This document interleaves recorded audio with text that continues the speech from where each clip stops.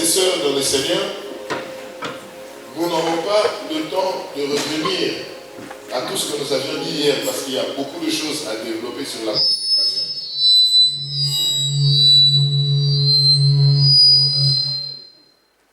Mais tout ce que j'aimerais dire aujourd'hui, c'est que la plupart des personnes servent Dieu quand les choses vont bien.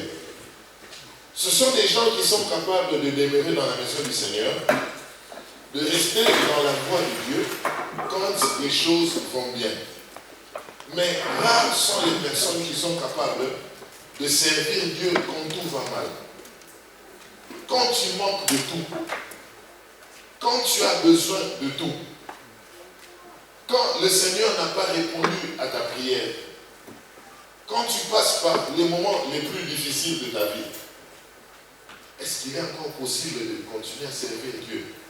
Job est en train de dire, même lorsqu'il veut me tuer, moi je continuerai à espérer en lui. Et je continuerai à défendre ma cause devant ce Dieu-là. Frères et sœurs dans le Seigneur, à titre introductif, j'aimerais partager avec vous certaines pensées clés. Et j'aimerais que vous puissiez les écrire, s'il vous plaît. Quelle est la pensée clé? La première. Quelles sont mes pensées clés? Au point 1. La consécration à Dieu, malgré la distraction, est une consécration pour un changement ou une distinction drastique. Je répète.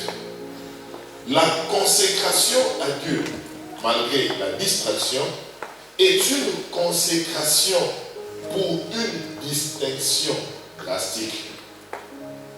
La consécration à Dieu malgré la distraction est une consécration pour une distinction drastique. Cela veut dire, c'est lorsqu'il y a une réelle adversité. C'est lorsqu'il y a une prospérité extrême que le Seigneur est capable de reconnaître ceux qui lui appartiennent réellement. Il y a des fois, vous retrouvez certaines personnes dans la vie qui servent Dieu parce qu'ils manquent de tout. Ils sont obéissants au pasteur. Ils sont réguliers à l'église parce qu'ils ont besoin. Mais est-ce que mon frère, ma soeur dans le Seigneur, tu es encore capable de servir Dieu lorsque le Seigneur te donne le mari de tes rêves? Est-ce que tu es capable de servir Dieu avec passion si le Seigneur te donne la femme, le design dont tu as toujours désiré? Est-ce que tu es capable de servir Dieu avec beaucoup d'ampleur, d'ardeur, si le Seigneur te donne l'emploi que tu as toujours souhaité? Est-ce qu'il est possible de servir Dieu avec la prospérité extrême? C'est quand je parle de l'adversité réelle et de la prospérité extrême. C'est là que le Seigneur est capable de reconnaître ceux qui le servent réellement. C'est quoi, vous allez remarquer, je ne suis pas là pour vous critiquer. Notre évangile avait une très mauvaise base en Afrique. Et la plupart de nos frères qui viennent en Europe, qui vont en Amérique, perdent la passion pour Dieu. Parce que le Jésus qui leur avait été présenté en Afrique, c'était un Jésus problème. Un Jésus qu'il fallait chercher quand tout allait mal, quand on avait des besoins. Et arrivé ici, la plupart des besoins qu'on avait en Afrique ont été résolus. Ici, vous avez de l'emploi même qui vous cherche dans les maisons. Sur Internet, vous avez de l'emploi à gogo. Ici, vous avez de l'argent, chacun a un compte bancaire. Ici, vous avez une réserve. Ici, vous n'avez plus besoin d'intercéder pour vous habiller, pour avoir des moyens de déplacement. C'est là que vous voyez la passion de plusieurs personnes ont tendance à refroidir. Et moi, aujourd'hui, je suis venu parler justement de la consécration, malgré la distraction. Est-ce que je peux continuer? Ne soyez pas triste, s'il vous plaît. Alléluia. Nous sommes en train de vivre dans un monde qui est allergique à l'inconvénience. Nous sommes en train de vivre dans un monde qui est vicieux au plaisir. Ma Bible déclare que vers la fin des temps, les gens aimeront le plaisir plus que Dieu. Il est très facile que quelqu'un vous dise que normalement on a séminaire à l'église, parce que je ne viendrai pas, parce qu'on a une fête en Allemagne. Pour l'Allemagne, on a une fête en Hollande. Je me déplace pour aller en fête, mais je rate le séminaire. Ça, c'est la génération dans laquelle nous sommes en train de vivre. Vicieux au plaisir. Mais la consécration que Dieu valorise, c'est justement cette consécration-là qui vient au milieu de l'adversité. J'ai fait une expérience aujourd'hui, j'ai prié toute la nuit. Et quand c'est arrivé le matin, les enfants avaient besoin de jouer avec moi. Et moi, je ne voulais pas, j'étais fatigué. Je voulais vraiment me reposer un peu. Et qu'est-ce qu'il faisait? Il me demandait. Il me demandait. C'est papa, c'est notre toi. Il me demandait. C'est une adversité parce que mon corps ne voulait pas. Mais parce que tu aimes, tu es obligé de te sacrifier pour ces êtres-là que tu aimes.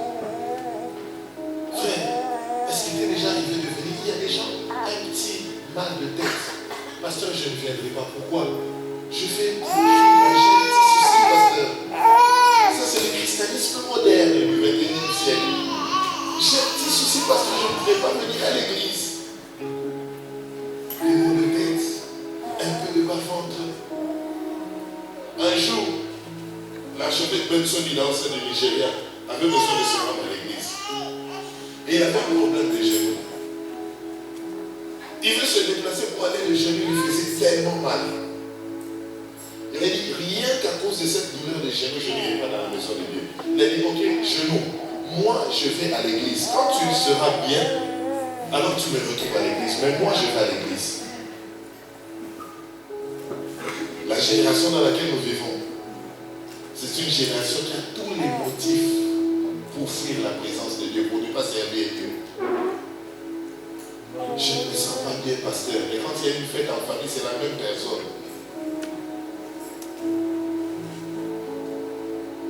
Pourquoi tu ne veux pas prier? Non, pasteur, tu vois, l'hiver, souvent mon organisme réagit négativement. Et quand c'est l'été, parce que tu vois, il fait un peu trop chaud. Maintenant, tu serviras Dieu quand? En hiver, tu ne peux pas. En été non plus, tu ne peux pas. Et tu serviras quand? Alléluia. C'est bien répondu. C'est la génération dans laquelle nous sommes en train de vivre. La consécration à Dieu, malgré la distraction, est une consécration qui invite une distinction drastique. La deuxième pensée clé, c'est laquelle? Plus nous serons amis de Dieu, plus nous deviendrons ennemis du monde. Jacques 4, au verset 4. Quand tu commences à te consacrer au Seigneur, sache que tu t'es déjà arrangé des ennemis. Tu as organisé, tu as provoqué des ennemis. Que l'on ne vous trompe pas. Même lorsqu'on se retrouve dans une salle de classe, quand tout le monde est en train de tricher, l'élève là qui ne triche pas sera une menace pour les autres. Vrai ou faux? Dans un groupe de jeunes filles, quand toutes ont déjà découvert les hommes, celle qui demeure encore vierge est une menace pour les autres. Et pour qui tu te prends, toi? C'est la génération dans laquelle nous sommes en train de vivre. Où en étant jeune à l'école, tu sers Dieu, tu ne bois pas comme eux, tu ne fumes pas comme eux, tu ne vas pas dans les boîtes de nuit comme les autres. Tu es une menace pour tes amis. Et aujourd'hui, j'aimerais parler justement de la consécration, au milieu de la distraction. Plus nous serons amis de Dieu, plus nous deviendrons ennemis du monde. La troisième pensée clé, c'est laquelle? La consécration à Dieu a toujours été contagieuse.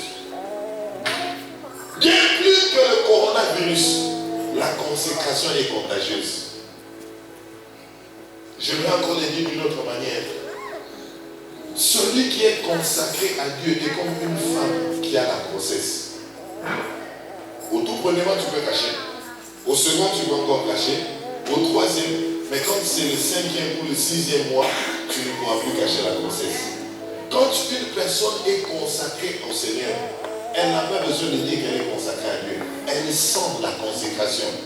Les personnes les plus consacrées ici dans cette église ou dans cette ville, vous n'avez pas besoin de savoir. Il vous suffit de les voir. Vous savez que cette maman-là, ce papa-là, ce frère-là, cette soeur-là est consacrée au Seigneur. La consécration est une grossesse. Et elle est contagieuse. Nous avons évolué au milieu des jeunes. On était tous jeunes. On servait Dieu. On aimait Dieu, on était passionnés pour le Seigneur. Mais quand je vois comment est-ce que tout ce groupe-là, comment le Seigneur est en train de nous élever partout dans le monde, en train d'apporter l'évangile. Comment est-ce qu'on a impacté, influencé toute une génération? Je t'assure, mon frère, ma soeur, dans le Seigneur, il est impossible d'être une personne consacrée au Seigneur sans contaminer une autre personne. Tu vas contaminer. La vie de prière est contagieuse. La vie de la méditation de la parole est contagieuse. Je prêchais ce dimanche à Paris, et l'homme de Dieu qui m'a présenté dans son église a dit déjà vers ces années-là, 95, 98, c'est lui qui nous a influencé à être entré en profondeur dans la parole. C'est lui qui nous a emmené à fouiller la Bible en hébreu, en grec, quand il voulait me présenter. Il y a des gens, quand tu les fréquentes, tu sens Dieu. Il y a des gens, quand tu les fréquentes, tu as envie d'aimer Dieu. C'est comme s'il vient d'emprunter sa dimension d'amour pour Dieu. Il te fait avoir envie de prier, de craindre Dieu, de haïr le mal. Un de mes enfants qui est à Grenoble, il me dit, Père, à chaque fois que je suis tenté pour le péché, quand je pense à toi, je sens une forte haine pour le péché. Parce que la consécration est contagieuse.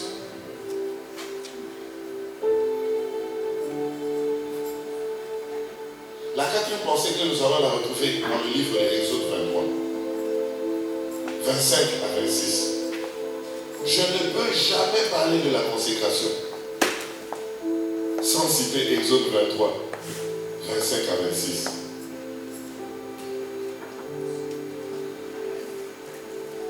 Quelqu'un a retrouvé cela? Dis avec moi gloire au Seigneur. Gloire au Seigneur. Non, faites-moi sentir comme un Angola. Dis avec moi gloire au Seigneur. Gloire au Seigneur. Voilà, maintenant je me sens en Angola. Exode 23, 25 à 26, la Bible déclare, vous servirez l'Éternel votre Dieu. Parce que vous servez le Seigneur votre Dieu. Quelle en sera la conséquence? On dit au point 1, et il bénira ton pain et tes eaux. Cela veut dire la nourriture de tes enfants dépend de ta capacité de servir Dieu. Ce n'est pas seulement de ton emploi, ça dépend de ta capacité de servir Dieu. Et on ajoute, on dit, et j'ôterai la maladie du milieu de toi. Ta santé physique dépend de ton service pour Dieu. Le plus grand vaccin contre le coronavirus et toutes les autres maladies et infirmités, c'est le service pour Dieu. J'aimerais vous choquer, ça fait plusieurs années, je ne tombe pas malade. La maladie là ne me connaît pas, moi je ne tombe pas malade. Et on ajoute au verset 26, il n'y aura pas de femme qui avorte ou qui soit stérile dans ton pays. Dans la productivité des femmes, le vaccin contre la stérilité, c'est encore la consécration. Vous servez seulement l'Éternel votre Dieu. Point 1, il bénira ton père et ton eau. Point 2, j'ôterai la maladie du milieu de toi. Point 3, il n'y aura pas de femmes qui avortent ni de femmes stériles. Mais ils ne se sont pas arrêtés là-bas. On ajoute, il dit ceci, et j'accomplirai le nombre de tes jours sur la terre. Aucun sorcier, malgré sa sorcellerie la plus ultime, ne peut retirer un seul iota de ton existence parce que toi tu sers Dieu. Donc cela veut dire quand tu es consacré à Dieu, tu fais regretter au diable son diabolisme. Il regrette son diabolisme.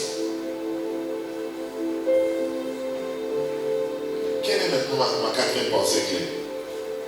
Ceux qui servent Dieu seront servis par Dieu. Vous servirez l'Éternel votre Dieu. Et lui commence à faire des choses. Il bénira ton pain et ton nom. J'ôterai la maladie du milieu de toi. C'est lui qui fait ça. Donc c'est comme si tu l'engages à ton service. Il bénit ton pain, il bénit ton nom. C'est comme si tu avais engagé quelqu'un qui travaille chez toi à la maison. Il retire la stérilité. Pas de femmes qui avortent, pas de fausses couches. Tout cela, il vient accomplir des jours. On ne peut pas t'amener des plaisanteries comme bannière qui est la famille. Ça n'existe pas. Tout cela, pourquoi? Parce que tu sers Dieu. Ceux qui servent Dieu seront servis par Dieu. Ceux qui servent Dieu seront servis par Dieu.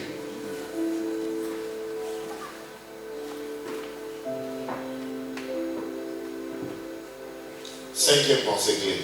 Ça c'est juste une manière pour moi de vous saluer. Ma cinquième pensée que je vais justement retrouver dans le livre du psaume 112. Dans le psaume 112, quelque chose a été écrit et mérite un examen. Psaume 112, quelque chose de très intéressant est écrit là-bas. Psaume 112, 1 à 3. Bienheureux l'homme qui craint l'Éternel et qui prend un grand plaisir en ses commandements. Donc quand on dit bienheureux, il y a une dimension de bonheur qui t'accompagne quand tu crains Dieu. Tu n'es pas un coureur de jupons réputé. Non. Bienheureux l'homme qui craint l'Éternel et qui prend un grand plaisir en ses commandements. Sa sémence sera puissante dans le pays.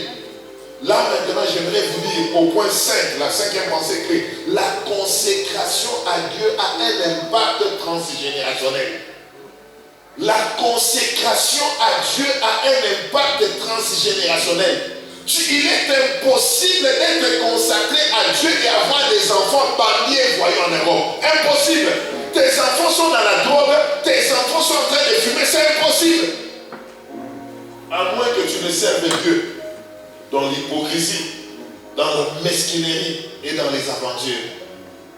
Regardez nos fils en train de travailler. Vous imaginez quel bonheur que pour avoir un papa, le tout premier là, au piano, l'autre là-bas, l'autre dans la batterie. Frère, ça c'est les résultats de la consécration. La consécration à Dieu. J'ai vu maman là-bas quand elle s'est levée. J'ai vu les bien-aimés là en train de vous accompagner dans la chanson. La symphonie du Seigneur. Vous sentez qu'il y a un impact transgénérationnel. La consécration à Dieu va affecter la prochaine génération. Vous n'avez pas besoin de faire des prières spéciales quand tu es consacré à Dieu. Un jour, il y a mon fils, mon frère, notre cadet. Il y a une grande différence entre lui et moi. Lui, il est le cadet, moi je suis l'aîné. Dans le ventre de ma mère. Un jour, une amie, pendant que je suis allé en vacances au Congo, on s'est retrouvé. Il dit, mais comment tu fais servir Dieu très jeune comme ça? Qu'est-ce qui te motive à servir Dieu? Il dit, pendant que j'étais tout petit, je contemplais mon frère. Je pouvais me voir dans une seule position, le dimanche, à genoux, jusqu'au mercredi, dans la même position en train de prier là, du dimanche au mercredi. Moi, je le faisais dans la chambre. Mais je ne savais pas que j'étais observé par quelqu'un. Et aujourd'hui, mon jeune frère là a révolutionné beaucoup de gens. Les gens qui ont étudié au campus. Il est impossible, ceux qui ont étudié en son temps, ne pas le connaître dans la médecine pour Christ. Impacter plusieurs jeunes qu'il avait influencé parce qu'il voyait quelqu'un le faire. La Bible est claire. Que dit le Seigneur en ce qui concerne ces gens-là? Il dit, sa postérité ou sa sémence sera puissante dans le pays. Et la génération des hommes sera bénie. Quand tu es consacré à Dieu, tu n'as pas le droit d'avoir des enfants qui viennent t'amener des maux de tête. Avec des problèmes d'autisme, des problèmes de malformation, de déformation. Ça, ce n'est pas pour une personne consacrée à Dieu. Toute personne qui prend Dieu au sérieux, impossible. Et au verset 3, le Bible déclare que les biens et la richesse seront dans sa maison.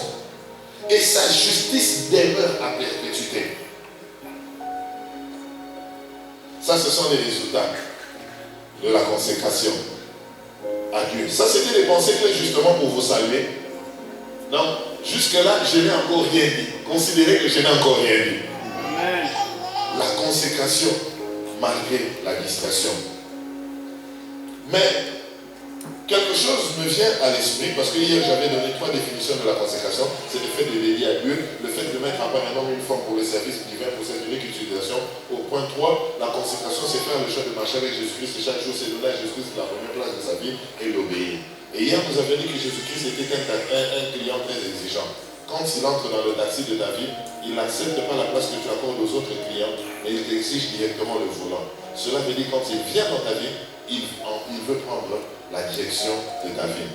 Permettez-moi, frères et sœurs dans le Seigneur, d'essayer de vous donner aujourd'hui encore certaines définitions de la consécration. Est-ce que je peux? Alléluia. Amen. C'est encore quoi la consécration, avant que je puisse entrer dans le vif de mon message. La consécration à Dieu, au point 4, si je peux me permettre, la 4e définition, c'est être complètement perdu pour Dieu. Quand on parle de la consécration, c'est être complètement perdu pour Dieu.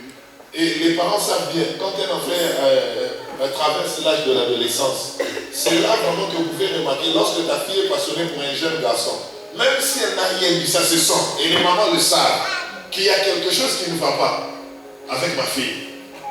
Tout cela pourquoi? C'est la passion.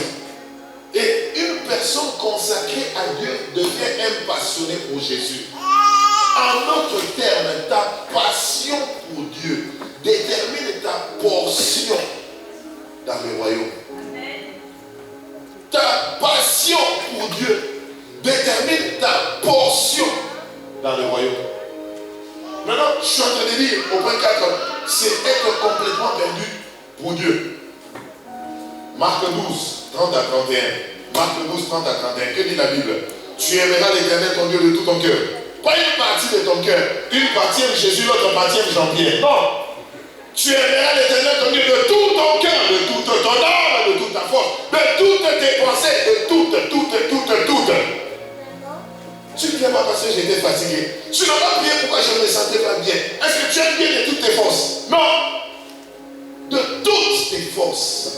Même quand le corps est fatigué.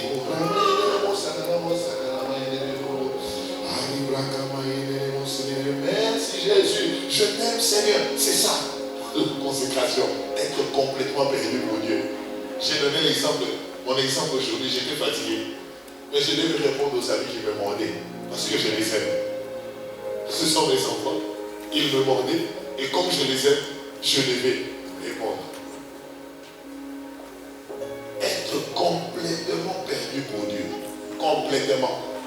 Tu aimeras l'Éternel ton Dieu de tout ton cœur. Il y a des gens qui aiment Dieu, une partie aime Dieu, l'autre partie aime beaucoup l'argent. Ah, je ne sais pas si je vous ici en Europe. Mais en Amérique, j'étais scandalisé. Vous trouvez une personne qui reçoit, parce que c'est le système de recevoir le salaire par heure. Quand une personne reçoit 11 $ l'heure, s'il surgit une proposition où la personne pourra toucher 13 $ l'heure, donc cela veut dire même le jour suivant, la personne abandonne son église, la ville, elle va directement. Je dis, mais vous vivez comme des animaux comme ça. Donc pour l'argent, prêt à tout. C'est une génération dans laquelle nous vivons. Donc il n'y a plus le sens des alliances, que j'ai un engagement dans mon église. Oui, bien sûr, je touche 11 $ l'heure, mais si là-bas je vais devoir toucher 13 $ l'heure. À cause de mon engagement à l'église, je reste ici.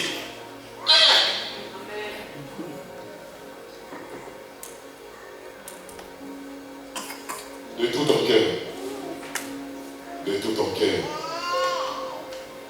Pour l'argent, prêt à se prostituer, prêt à perdre une amitié, prêt à perdre une relation, prêt à perdre tout pour l'argent. Mais la Bible dit, tu aimeras l'Éternel ton Dieu de tout ton cœur, de toute ton âme, de toute ta pensée, de toute ta force. Même quand tu seras fatigué, même quand tu es avec le plus grand froid de l'hiver, la plus grande chaleur de l'été, tu aimeras l'Éternel ton Dieu. Alléluia. Est-ce que je peux expliquer qu'est-ce que cela veut dire? Être complètement perdu pour Dieu. Vous me permettez? Merci beaucoup pour l'attention.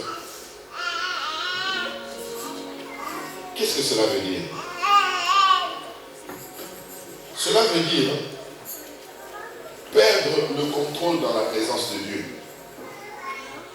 Être complètement perdu pour Dieu, au point 4a, ça veut dire perdre le contrôle dans la présence de Dieu. Vous savez, quand un jeune est amoureux, une fois la femme, il peut trembler. Et tous les jeunes savent, pour la première fois qu'ils ont dit je t'aime à une jeune fille, ça a donné envie de pisser. Même si dans le plus grand foyer, je vous assure, on devient bizarre. À moins que l'on ne soit aventurier. Mais quand tu es sérieux, tu sens que des fois tu peux bégayer sans être un bègue. Donc tout ça, ce sont des... Tu as perdu le contrôle parce que tu aimes. Alléluia. Perdre le contrôle dans la présence de Dieu. La foi de Dieu devient une priorité pour toi. Tu n'arrives plus à te contenir. Tu es capable de pleurer dans sa présence. Tu es capable de t'agenouiller, de te prosterner. Tu perds le contrôle dans sa présence. 1b, 4b, ça veut dire quoi? Perdre les goûts des choses du monde. Être complètement perdu pour Dieu, c'est perdre le goût des choses du monde. Avant de te convertir, tu aimais bien les boîtes de nuit, tu aimais bien l'alcool, tu aimais bien le whisky, tu aimais bien les conversations avec les amis, tu aimais bien les photos indécentes dans les réseaux sociaux, tu aimais bien le mature vu apparaître devant les gens. Mais à partir du moment où tu deviens consacré au Seigneur, tu perds le goût des choses de la vie. Qu'a dit mon ami, le frère Paul l'apôtre, il dit ceci dans Philippiens 3 au verset 7. Il dit, ce qui était pour moi comme un gain, maintenant je vais regarder comme une perte. Et ce qui était pour moi comme une perte, je vais regarder maintenant comme un gain. En d'autres termes, pour la personne consacrée, il doit y avoir une inversion des priorités. Inversion des priorités. Quand je parle de la priorité, je veux dire classer les choses sur ordre d'importance. Si avant les fêtes de la famille étaient importantes pour moi, maintenant les séminaires sont plus importants pour moi. Si avant me retrouver avec les amis était important pour moi, parler, maintenant ce sont les veillées à l'église qui sont des priorités pour moi. Si avant de manger était une priorité pour moi, maintenant c'est la vie des jeunes qui me préoccupe le plus.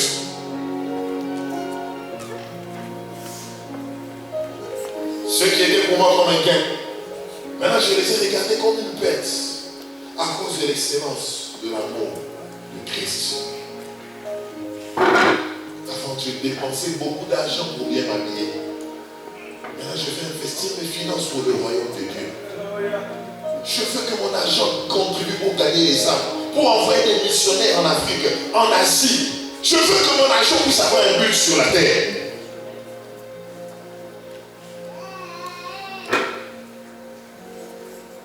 Au point 4, ça veut dire encore quoi? Être complètement perdu pour Dieu. C'est avoir la présence de Dieu comme préférence. Avoir la présence de Dieu comme préférence. Tu désires la présence de Dieu plus que tout. Tu peux perdre de l'argent, tu peux perdre de l'emploi, tu peux perdre un bon mari, une bonne femme, mais n'accepte jamais de perdre la présence de Dieu. Parce que la présence de Dieu attirera tout dans ta vie. Un jour, Dieu a dit à Moïse, moi je vais envoyer devant vous mon ange. Moïse regarde le Seigneur et dit, Seigneur, si tu envoies ton ange et que tu nous prives de ta présence, alors efface mon nom du livre de vie. Car c'est ta présence qui nous distingue des autres peuples. Exode 33, verset 16. Ce qui marque la différence entre toi et ton prochain, c'est la présence de Dieu. Ce qui différencie une prédication, un enseignement de l'église, de l'enseignement que tu reçois à l'école, c'est la présence de Dieu.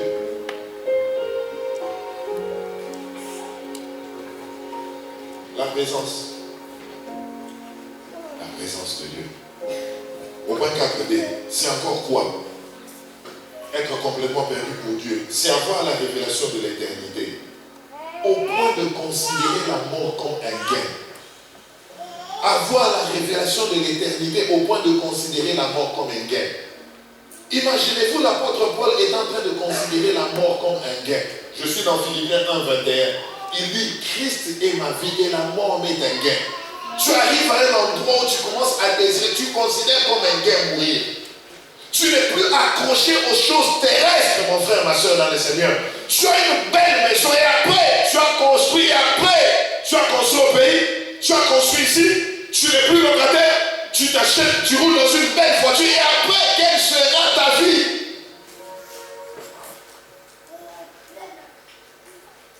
Notre existence sur la terre, on aura 100 ans d'existence, ou 80, ou 90.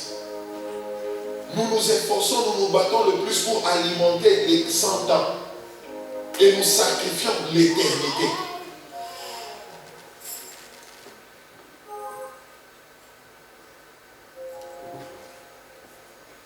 J'aimerais te poser une question. Depuis que tu es sur la terre, tu as déjà gagné combien d'âmes? Tu peux avoir le plus beau mari de Metz. Il est le plus bel homme de Metz. Plus beau que Will Smith. Mais j'aimerais te dire qu'au dernier jour, la Bible dit que nous serons comme des anges. Tu n'auras pas cet homme-là. Tu peux avoir la plus belle femme, plus jolie que Beyoncé. Mais au dernier jour, tu ne l'auras pas parce que nous serons comme des anges. Tu peux construire la plus belle maison, ici dans cette ville, ou au pays. Mais j'aimerais te dire qu'au dernier jour, tu n'auras pas cette maison-là, tu la laisseras. Tu peux avoir le plus grand compte bancaire. Et tu abandonneras ce compte bancaire-là si Jésus est venu. Mais la seule chose qui est immortelle et éternelle que tu puisses faire pour Dieu, c'est l'évangélisation. consécration. Parce que l'âme que tu auras gagnée, tu la retrouveras dans l'éternité. Comment est-ce que pour 100 ans, tu vas sacrifier toute ta vie pour 100 ans et tu n'as pas voulu préparer l'éternité?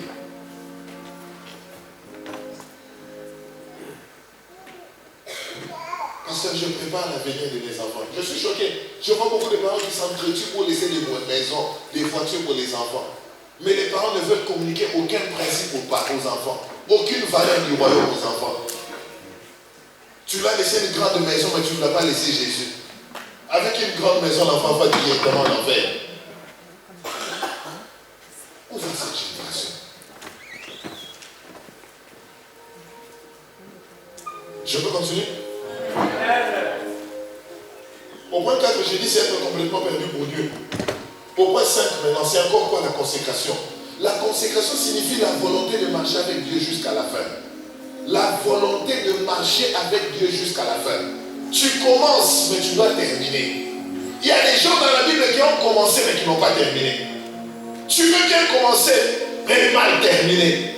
Un jour, mon frère Paul l'apôtre a dit au peuple des Galates, il dit, oh Galates, qui vous a ensorcelé? Je suis dans Galates 3, 1 à 3. Vous qui avez commencé par l'esprit, et maintenant c'est la chair qui vous conduit. Il y a beaucoup de gens arrivant dans cette ville, quand ils sont sortis fraîchement de l'Afrique, ils s'aimaient Dieu, ils craignaient Dieu, mais aujourd'hui ils sont devenus des habitués de l'Europe, ils ont perdu les principes et les valeurs du royaume. Ils tolèrent le péché, tolèrent la boisson, tolèrent l'alcoolisme, tolèrent la polygamie, tolèrent la polygamie. Tu as été ensorcelé, comme a dit mon frère Paul l'apôtre. Vous avez commencé par l'esprit. Et maintenant c'est la chair qui vous conduit. 5A. Cela veut dire quoi? Au point 5A. La consécration signifie faire la volonté de Dieu. Tu es engagé à la volonté de Dieu. Matthieu 6, 10. Quand Jésus dit que ton règne vienne, il y a un moi inclusif. Que ta volonté soit faite sur la terre comme au ciel par moi. Donc quand tu dis que ton règne vienne, tu dis que ton règne vienne par moi. Que ta volonté soit faite sur la terre comme au ciel par moi. Le chrétien consacré comprend que la volonté de Dieu ne peut pas être accomplie sans lui ou sans moi. En d'autres termes, pour un chrétien consacré, le plan de Dieu ne sera jamais accompli sans lui.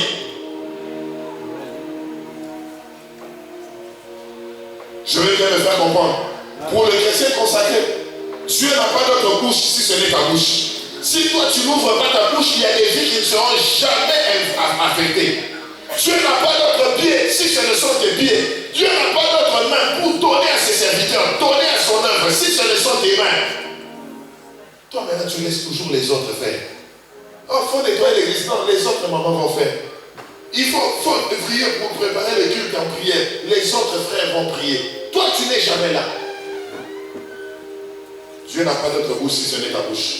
Dieu n'a pas d'autre main si ce ne sont tes mains. Dieu n'a pas d'autre pied si ce ne sont tes pieds. Pour le chrétien consacré, le plan de Dieu ne serait jamais accompli sans lui. Vous avez prié. Vous avez dit, Seigneur, parle-nous. C'est ça, avant la prédication. Maintenant, tout le monde demande, Seigneur, Dieu parle-nous. Moi maintenant, j'ai dit, je suis fatigué. Je ne saurais pas prêcher aujourd'hui. Je ferme ma bouche. Vous avez dit, Dieu parle-nous. Dieu va parler. Dieu parle, moi je ferme ma bouche. Pour que Dieu parle, moi je dois me disposer. Est-ce que quelqu'un peut comprendre? Dieu est riche en hommes capables et Dieu est pauvre en hommes disposés. Dieu est riche en hommes capables et Dieu est pauvre en hommes disposés. Ça veut dire, les hommes capables, Dieu en a beaucoup. Mais les hommes disposés, Dieu en a peu.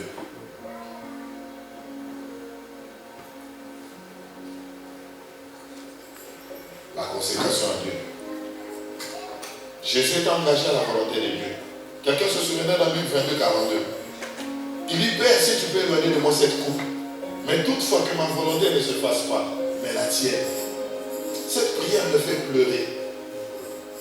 Que ma volonté ne se fasse pas la tienne. Il est engagé à accomplir la volonté de Dieu. Ça veut dire encore quoi? 5b.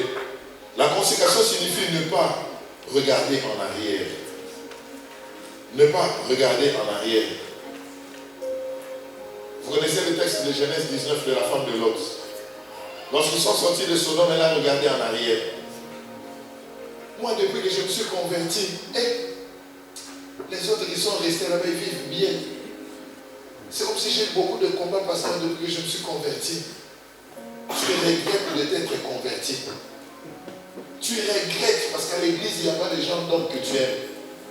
À l'église, il n'y a pas de gens de femmes que tu aimes. Les frères à l'église, ils ne sont pas du tout stylés, hein, pasteur. Moi, j'aime bien, tu vois, du genre design. On va les chercher pour t'amener directement en enfer.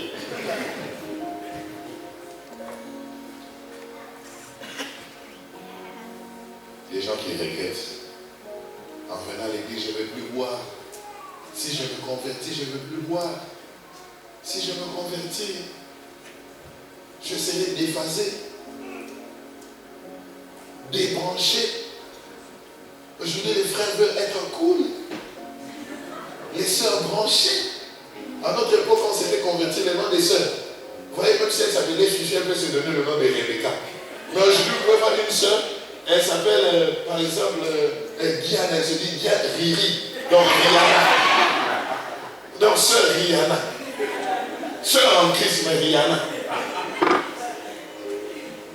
Si elle s'appelle Blandine, elle met Blandine Gaga.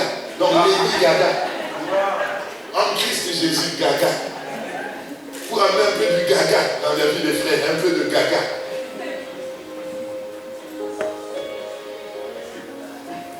Les sœurs branchées. Le christianisme moderne du 21e siècle. Où on veut être à la mode comme ces gens-là. Quand ils utilisent les pantalons en train de montrer tous les pains dehors, les frères aussi vont s'habiller avec ces gens de pantalons-là, où tous les pains sont exposés. Jésus parle là, le plus sachant compris.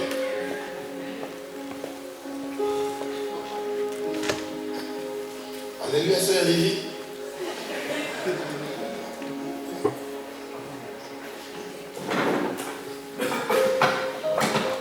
Je voyais une sœur qui a écrit, elle met son nom, Dorcia. Dorcia, elle met un autre nom, elle met Kardashian. Ah! Toi, une sœur dans le Seigneur, tu veux être Kardashian.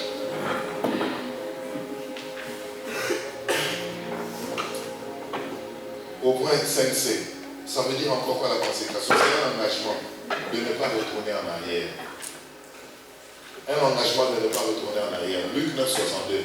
La Bible déclare, celui qui met la main dans la charrue et qui regarde les choses qui sont en arrière n'est pas digne de moi. Quand tu mets la main dans la charrue, tu n'as plus le droit de regarder les choses qui sont en arrière. Tu n'es pas digne de moi. Luc 9, 62. 5D, c'est encore quoi la consécration? À Dieu, cela veut dire, quand je dis marcher avec Dieu jusqu'à la fin, ça veut dire faire le même pas que Dieu. Vous savez, quand je parlais de faire le même pas que Dieu, c'est une dimension que l'Église doit apprendre à développer. Dans 1 Corinthiens 3, au verset 9, la Bible dit nous sommes co-ouvriers avec Christ. Quand on dit co, c'est comme mon condisciple, mon collègue. On parle de l'emplacement géographique, c'est la même dimension. Où tu es avec Dieu. Quand tu marches avec Dieu, tu dois te retrouver au même endroit que Dieu. Tu dois vibrer dans la même fréquence que Dieu. Est-ce que quelqu'un est en train de me comprendre? Dieu ne peut pas faire un pas en avant et toi tu restes en arrière. Cela veut dire, quand le Seigneur veut s'approcher pour sauver une âme, toi tu ne restes pas là-bas. Tu es au supermarché. Tu avais prévu acheter quelque chose pour tes enfants. Mais l'Esprit du Seigneur te dit, tu vois cette dame-là, il te donne une parole de connaissance, une prophétie pour elle. Va vers elle pour lui parler de l'amour de Dieu. Tu ne restes pas là. C'est ça la dimension de marcher avec Dieu. Vous ne m'avez pas bien compris. 1 Roi 17 au verset 1er. Qu'a dit Élie, le prophète? Il dit, ainsi parle le Seigneur, le Dieu devant qui je me tiens. Donc je ne suis pas devant toi, Akab. Il dit, le Dieu devant qui je me tiens. Physiquement, je suis devant Akab, mais spirituellement, je suis dans la présence de Dieu.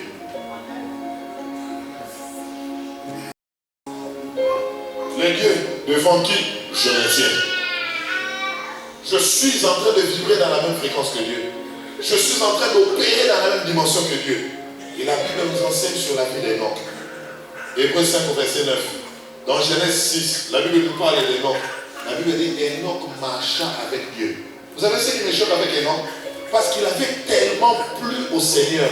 Dieu ne voulait plus le garder sur la terre. Dieu sentait, quand Enoch venait dans sa présence, il l'adorait, il passait des moments d'intimité avec lui, c'était tellement succulent. Et quand il en retournait, Dieu sentait, c'est comme s'il y avait un manque. Il dit, celui-là, je préfère le prendre avec moi pour l'éternité. Tellement qu'il avait plu à Dieu. Dieu a dit, toi je te prends. Je ne veux plus te garder loin. Tu viens là, on passe l'éternité ensemble. La dimension d'intimité avec Dieu. Mon frère, l'intimité vaut mieux que l'activité. Amen.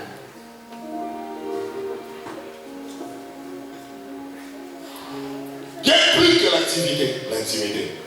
Pour raison de temps, je m'arrête là aux définitions de la consécration. Je vais continuer. On a encore une heure. Gloire soit à Dieu. Waouh. C'est quoi j'ai dit beaucoup, pasteur? Il faut me donner beaucoup de temps comme ça. Encore le Seigneur.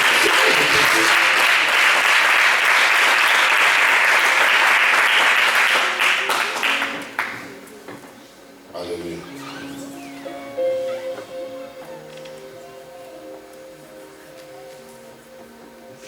C'est encore quoi la consécration à Dieu? La consécration à Dieu veut dire maintenant. Là, j'ai parlé de la volonté de marcher avec Dieu jusqu'à la fin. Au point 6, maintenant, je vais dire la consécration à Dieu signifie maintenant marcher avec Dieu. Et je vais me faire comprendre, ça veut dire quoi marcher. Là, il y a la volonté de marcher avec Dieu jusqu'à la fin. Et ici, maintenant, au point 6a, ça veut dire maintenir la communion avec Dieu. Dans Genèse 37, il y a une grande différence dans le christianisme entre la relation et la communion. La Bible me parle des frères de Joseph. Genèse 37, 1 à 3. La Bible dit ceci, que Jacob, il aimait Joseph plus que tous ses frères. Parce que c'est Joseph qui lui a apporté les mauvais rapports de ses frères. Par le fait d'être les fils de Jacob, les enfants, les frères de Joseph étaient dans la relation avec leur père. C'est comme beaucoup d'enfants de Dieu qui disent, moi je fréquente l'église. Moi je fréquente l'église fraternité chrétienne de réveil. Ça, tu peux être dans la relation. Tu connais bien le pasteur, tu connais la femme du pasteur, tu connais les enfants du pasteur. Ça, c'est la relation. Mais regardez, quand à Joseph, on dit Joseph, il a porté les mauvais rapports de ses frères au point où son papa lui a donné le manteau, la tunique à plusieurs couleurs. Et le manteau à plusieurs couleurs, c'est le symbole de l'alliance. Genèse 6, lorsque le Seigneur avait fait alliance avec Noé, pour dire que plus jamais je ne frapperai la terre avec le déluge, il y avait l'arc-en-ciel, plusieurs couleurs. Maintenant, le manteau à plusieurs couleurs qu'avait reçu justement Joseph, c'était un symbole d'intimité, de communion. Tu peux être enfant de Dieu parce que tu as récité la prière d'acceptation de Jésus-Christ. À tous ceux qui l'ont reçu, là, depuis le pouvoir de devenir enfant de Dieu, c'est la relation. Mais est-ce que tu es en communion?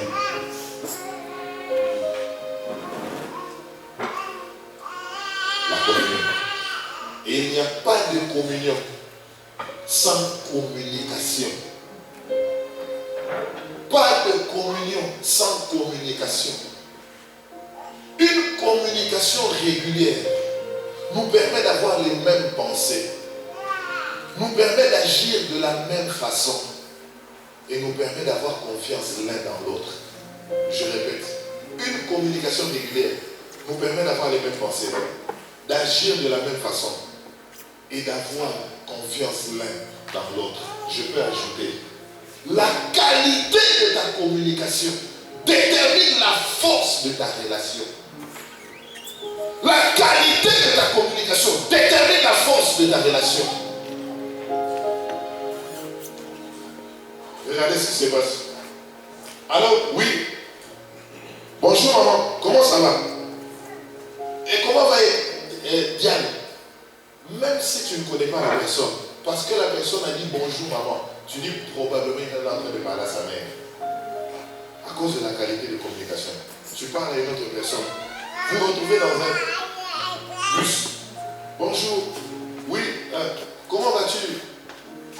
Petite soeur, comment va maman? Et papa, quand la personne dit comment va maman, et papa, directement tu commences à comprendre qu'elle est en train de s'adresser à son proche parent. Ça doit être sa soeur ou son frère. Cela veut dire tu identifies la personne à cause de la qualité de la communication. Il y a des gens qui te disent fermons nos yeux pour prier. Oh. pour le Seigneur. Je vais aimer Dieu, puis regarde. Oh. Alors de la Torah, Jésus, tu montres tout et notre maman qui est en train de pleurer, elle fait dire, oh, c'est vrai, elle est là, elle est bouée. Donc tu ne comprends pas pourquoi. Parce qu'il y a un problème de communication avec toi. Elle est là, elle est bouée. Eh, comment faut autre chose? La qualité de ta communication détermine la force de ta relation. Les frères de Joseph étaient dans la relation, mais ce n'est que Joseph qui était dans la communion. Alléluia. Je peux continuer? Amen.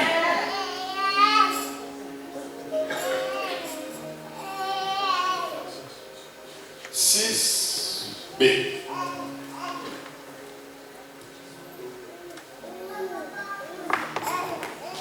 J'ai parlé de la différence entre la relation et la communion. Je n'avais pas le temps de parler de tout ce qui s'était passé, même avec le fils prodigue. Vous connaissez l'histoire du fils prodigue. Il a demandé à son père de lui donner tous les biens. Il était resté fils. On l'appelle fils, mais il était prodigue. Il y a beaucoup d'enfants, il est fils, mais prodigue. Oh, alléluia. C'est moi qui invente tous ces filles dans la vie. Il était toujours fils, mais il était prodigue. Il faut bien expliquer. Il était prodigue, devenu fils prodigue. Mais le frère était resté dans la maison du père. 6b. C'est encore quoi marcher avec Dieu? C'est plaire à Dieu à tout prix, en dépit des circonstances. Plaire à Dieu. Tu es engagé à plaire à Dieu. Tu as ton petit ami qui t'aime. Il te dit, tu ne m'aimes pas. Si tu as le bébé, tu allais m'offrir ton corps. Il a pleuré, il est sorti des larmes. La mort sur le nez. Tu dis, mais ouais, Toko Yagan. Toko Yagan. Parce que tu l'aimes. Parce qu'il avait pleuré. Comme il avait pleuré, c'est pourquoi j'étais obligé de s'aimer les autres.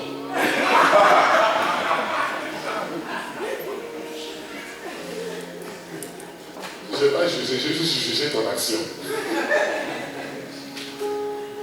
Alléluia. La volonté de plaire à Dieu. 6c. C'est être retrouvé là où Dieu se retrouve et être absent là où Dieu est absent. C'est se retrouver là où Dieu se retrouve, c'est être absent là où Dieu est absent. L'apôtre Paul était capable de dire, pour moi je suis absent des chair et présent d'esprit. Dieu est absent là où il y a le péché. Dieu est présent dans sa sainteté. Vous savez, frères et sœurs dans le Seigneur, j'aimerais aujourd'hui te dire quelque chose de très important. Dieu est partout. Qui est d'accord avec moi? Il est omniprésent. Dieu est partout. J'aimerais bien que tu puisses bien agiter ta main si tu es vraiment d'accord. Ok? Mais j'ajoute, Dieu n'est pas dans tout. Dieu est partout, mais Dieu n'est pas dans tout. Cela veut dire qu'il y a des relations où Dieu n'est pas là. C'est moi qui dis non. Il y a des mariages où Dieu n'est pas là. Il y a des démarches de voyage où Dieu n'est pas là. Il y a des business, des affaires où Dieu n'est pas là. Et ma Bible déclare dans Jean 3, verset 6, ce qui est né de la chair est chair, et ce qui est né de l'esprit est esprit. On ne peut jamais spiritualiser ce qui a commencé dans la chair. Tu ne pourras jamais spiritualiser une relation qui avait déjà commencé dans la chair. C'est un païen, je vais le spiritualiser. C'est un païen, je vais l'amener à l'église, il va se convertir. Toi, tu n'es pas la machine à conversion.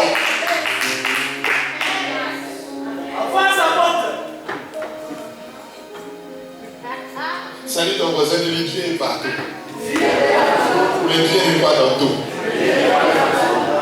Ah, crie sur ses oreilles. Dieu est partout. Mais Dieu n'est pas dans tout. Alléluia. Au point 6D maintenant, c'est encore quoi? Marcher avec Dieu. Cela veut dire acquérir le caractère et la nature de Dieu. Acquérir le caractère et la nature de Dieu. Dans Genèse 17 au verset 1, Dieu demande à Adam, à Abraham de devenir parfait comme lui le Père était parfait. Dans Matthieu 5, 47 à 48, Matthieu 5, 47 à 48, la Bible déclare, soyez parfaits, téléos en grec, comme votre Père est parfait. parfait. On parle de la maturité. C'est acquérir la nature de Dieu. L'église du temps de la fin met l'accent sur les dons spirituels. Et ces frères-là, beaucoup, cette soeur-là a un grand don. Elle a la chose de Dieu. Tu peux bien chanter, tu peux bien parler en langue, tu peux avoir toutes les prophéties du monde. Mais les gars, quand je parlerai la langue des songes, la langue des hommes, mais si je n'ai pas la charité, l'amour, qui est le fruit de l'esprit, je suis semblable à un héros qui ressemble à une cymbale qui retentit. En d'autres termes, dans la balance de Dieu, le fruit de l'esprit pèse plus que les dons spirituels. Prophète impudique, prophète aventurier, prophète avec beaucoup de forme, ça ce n'est pas la chose de Dieu. Le fruit de l'esprit pèse plus que les dons spirituels.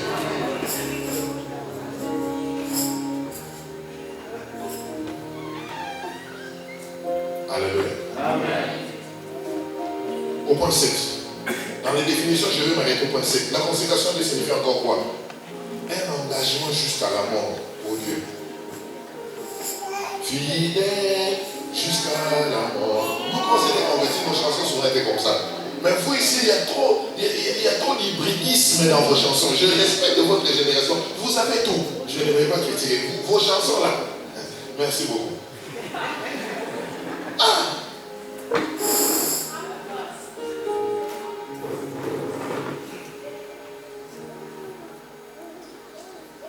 Un engagement jusqu'à la mort.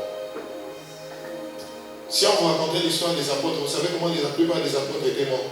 Jacques est mort répété. Pierre est mort la tête renversée par terre. C'est là qu'on a construit la basilique Saint-Pierre ici à Rome. La plupart des apôtres étaient morts pauvres, sans argent, sans maison. Mais ils ont aimé Dieu, ils sont partis.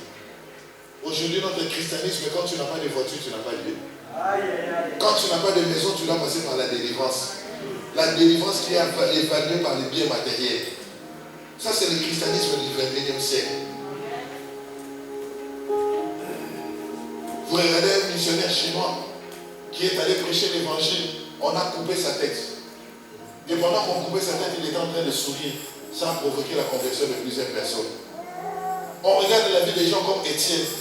On lui a jeté des pierres. Il dit, je voyais les ciels ouverts et Jésus debout à la droite de Dieu. Il dit, Père, pardonne-leur car ils ne savent ce qu'ils font. Ce sont des gens qui avaient aimé Dieu, des gens consacrés pour Dieu. Notre christianisme aujourd'hui est trop accroché au matériel.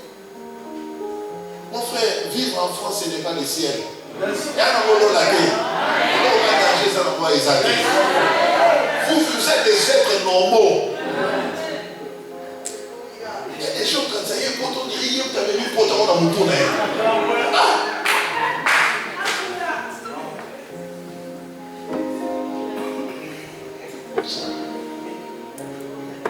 Un engagement jusqu'à la mort. Ruth 1 au verset 16.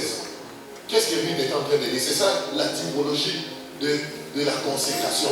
Parce que Naomi, qui était la belle-mère de Ruth, de son origine étymologique, Naomi signifie la consolatrice. Et nous savons tous bien que consolateur, c'est le Saint-Esprit. La typologie de Ruth et Naomi, c'est l'image de l'Église en communion avec le Saint-Esprit. Maintenant, qu'est-ce que Ruth avait dit à Naomi? Si je fais une typologie intelligente, il dit, ton peuple sera mon peuple, ton Dieu sera mon Dieu. Où tu iras, moi j'irai. Ça, c'est un engagement jusqu'à la mort. Se retrouver là où Dieu se retrouve. Fais ce que Dieu veut que tu fasses. Et au bon moment. Jésus, la technologie de la consécration, dit, le Fils de l'homme ne fait rien de lui-même. Tout ce qu'il va dire, il entend dire le Père. Tout ce qu'il va faire, il voit faire le Père. Jean 5, 17 à 21.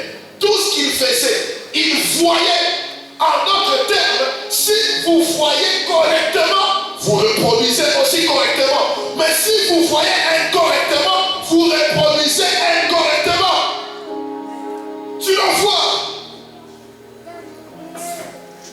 Si vous avez remarqué, même dans les ministères, beaucoup de ministères copient chez nous en Afrique là-bas. Ils copient tel pasteur, ils copient tel prophète, ils copient. Parce qu'ils ne voient pas.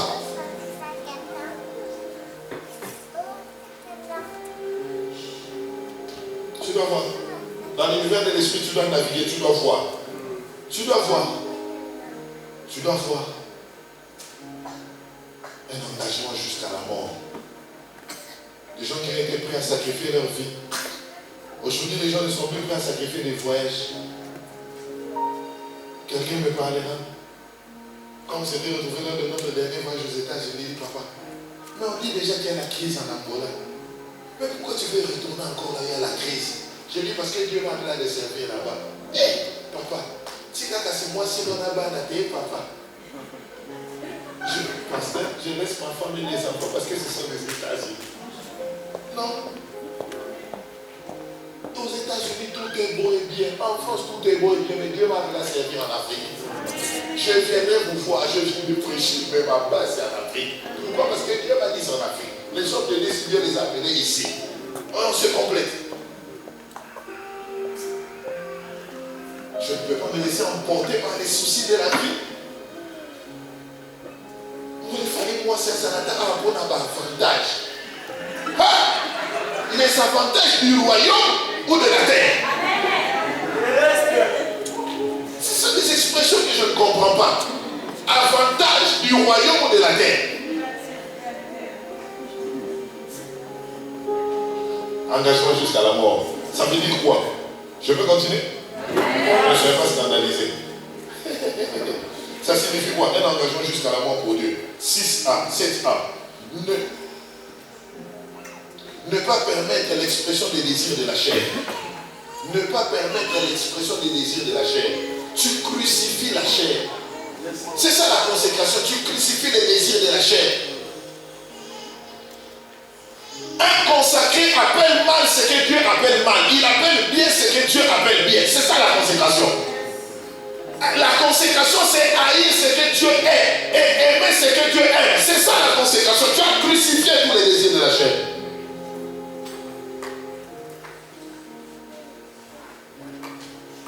Galates 5 au verset 17. Marchez selon l'esprit et vous n'accomplirez pas les désirs de la chair. La chair a beaucoup d'appétit. Quand tu t'es converti, tu as 3 grands ennemis. Le diable, le monde et ta propre chair. Et j'aimerais te dire que ta chair, même quand elle s'est noyée, sache qu'elle peut nager. La chair, elle s'est noyée, mais elle sait nager. C'est quand tu remarques qu'il y a des jours, la tendance de la chair, c'est de vouloir nager et revenir encore.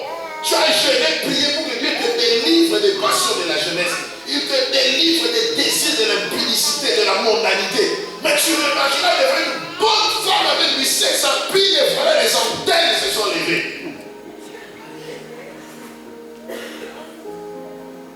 Parce que la chair, elle sait noyer, elle sait nager. Et le siècle dans lequel nous vivons, où le diable lui sait lui-même comment provoquer l'habillement des femmes. Mais oui, si vous êtes bien habillés, nous en avons là, là-bas. Oui, une femme peut mettre une blouse ici, il y a rien, là il n'y a rien, là il n'y a rien, et derrière il n'y a rien. Ça c'est l'habillement du 21e siècle. On peut mettre une chaîne et elle le met là-bas. Donc c'est comme pour dire, faites la prolongation. Match. La série continue.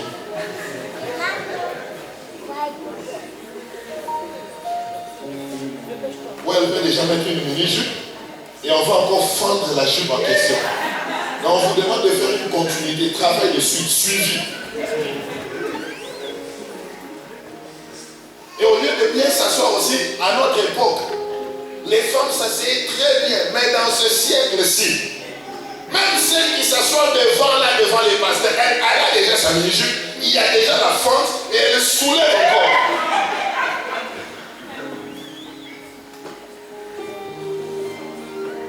Donc c'est une présentation publique de l'enfer. Une invitation cordiale.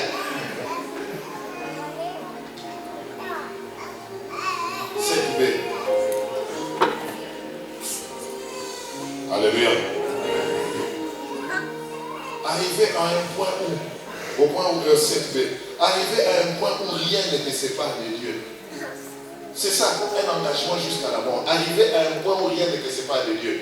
Romains 8, 35 à 39, Paul l'apôtre dira, qui nous séparera de l'amour de Dieu?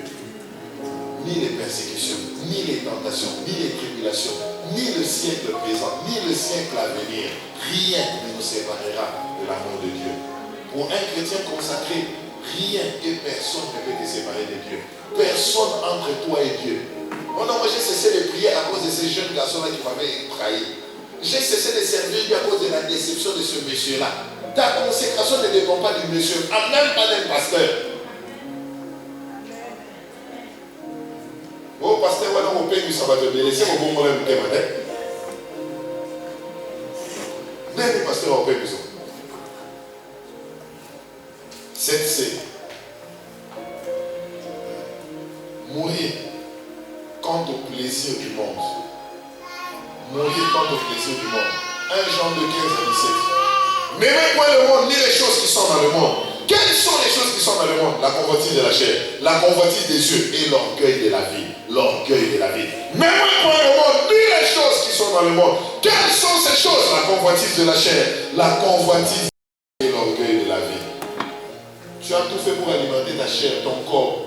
Tu as utilisé toutes sortes de griffes. On va de mode en mode. On va de mode en mode, de musicien en musicien, de chanson en chanson. Pas de suite. Et la Bible déclare que tout passera, mais la parole de Dieu ne passera pas. Amen. Cette idée, c'est disparaître sur la scène de ce monde. Disparaître sur la scène de ce monde pour avoir plus de fruits, pour produire plus de fruits. Tu disparais sur la scène du monde. Quand on prend un grain de sénévé, Jean 12, 24, il dit, si le grain de sénévé reste seul, il ne peut produire des fruits. Tu sais pourquoi, ma soeur, même quand tu invites les gens pour venir à l'église, les gens ne se convertissent pas, ils ne viennent pas. C'est parce qu'en toi, tu n'es pas encore mort. On dit, on doit prendre le grain de sénévé, on doit l'enterrer, il doit mourir. Et quand le grain de sénévé meurt, il est enterré, il disparaît sur la scène de ces morts. Plus personne ne verra les grains. Cela veut dire, Bacha Kayoli Susukate. Si toi tu es encore esclave de Matthieu, vu, on doit te voir, il faut pas sentir. Même si il y a une église comme on doit sentir que je suis là. Tu n'es pas encore brisé. Tu es trop charnel, tu n'es pas brisé. Parce que le grain de sénévé pour produire le fruit doit disparaître sur la terre. Plus personne ne voit. Et quand il disparaît, c'est alors qu'il produira beaucoup de fruits. Si le grain de sénévé ne meurt, il ne peut produire des fruits. Mais en mourant, c'est alors que tu donneras des fruits. Tu vas engendrer des disciples. Tu vas influencer plusieurs personnes par la mort. Aujourd'hui, il y a des gens qui prient Dieu, mais ils sont très vivants. Ils n'ont jamais expérimenté la mort en soi-même. Un mort ne s'excite pas parce qu'une femme a mis un ministre humain. Au second moment des bébés, vous allez dans un deuil là, le défunt a vu une femme bien petite tenue, il est excité. Le mort ne s'excite pas parce qu'il a vu la poitrine d'une femme ou les derrière de la femme. Le mort ne s'excite pas, ne devient pas orgueilleux parce qu'on a trop applaudi dans son deuil. Toi, ça lui plaît, Tony est belé, il devient orgueilleux. Je suis grand. Non, il est mort, disparu. Si tu es un chrétien qui est mort, peu importe les foules, les multitudes, les acclamations des hommes, peu importe la promotion, l'argent, les richesses, tu es mort, tu as déjà disparu.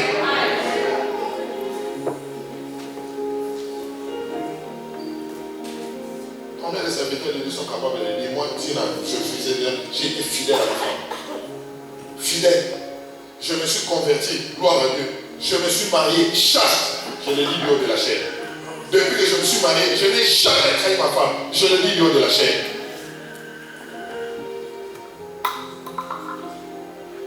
Donc il est possible dans ce 21e siècle de vivre dans la priorité avec Dieu. Aimer Dieu. Aimer. Alléluia. Est-ce qu'on peut lire une parenthèse? Lisez avec moi Jean 12, verset 26. Ça, c'est une parenthèse qui va m'introduire à l'enseignement d'aujourd'hui. Regardez dans Jean 12 au verset 26. Jean 12 au verset 26. La Bible dit quelque chose de très intéressant. Quelqu'un a retrouvé? Amen. J'attends ceux qui ont plus de rapidité. Voyez-vous, ceux qui ont leur Bible électronique, vous pouvez souligner sur vos Bibles électroniques. Pour ceux qui ont des Bibles électroniques, soulignez sur vos Bibles électroniques. C'est comme pour dire que c'est impossible de souligner. Voilà, c'est une manière de vous provoquer. Jean 12 au verset 26. Nous devons avoir des Bibles physiques parce que je crois que le diable est en train de combattre la production des Bibles physiques. Il faut aussi avoir des Bibles physiques. Très important. Jean 12 au verset 26. Quelqu'un a retrouvé, dit avec moi, gloire au Seigneur. Gloire au Seigneur. J'attends maman, la chante. Elle chante tellement bien. Quand tu chantes, je suis béni, alors je t'attends. Localise Jean 12 au verset 26. Jean 12, au verset 26. Nous lisons. Que dit la Bible? Nous lisons Jean 12, le verset 26. Si quelqu'un me sert, qu'il me suive. Arrêtez-vous là-bas. Je dis non. Je devrais contredire Jésus. Parce que ça, c'est le langage de tout le monde. On appelle à ça des langages. Moi aussi, je sers Dieu. Je suis serviteur de Dieu. Si je peux utiliser l'expression en français, je dirais ça, c'est de la tautologie. Oh, mais quand tu sers Dieu, il dit si quelqu'un me sert, qu'il me suive. Non, je ne suis pas d'accord avec toi. Je suis déjà en train de te servir, tu me demandes encore de te suivre.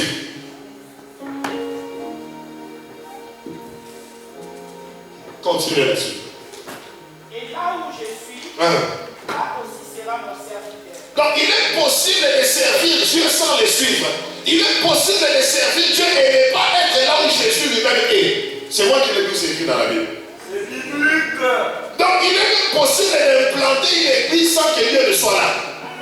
Oh, c'est la Bible ou c'est moi? Il est possible d'effectuer un voyage sans que Dieu y soit. C'est moi qui le dis, c'est Dieu qui le dit.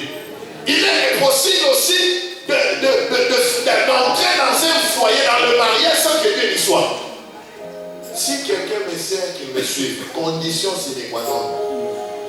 Continuez la suite, maman. Si quelqu'un me sert, le Père l'honorera.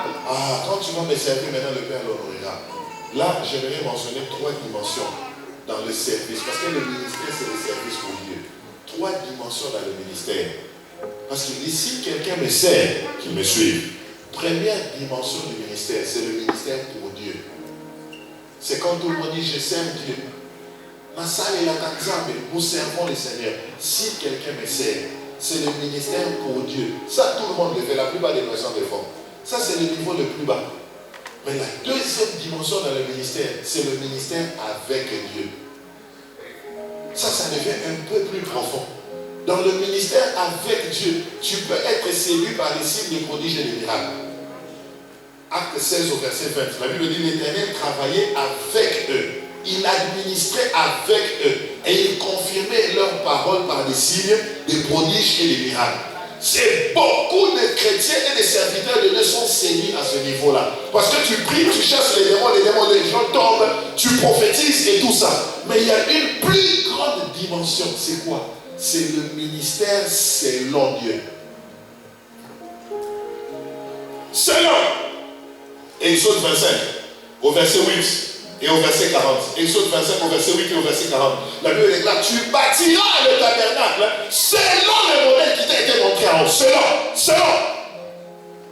En d'autres termes, ta construction ou ton activité sur la terre doit être basée sur ton architecture.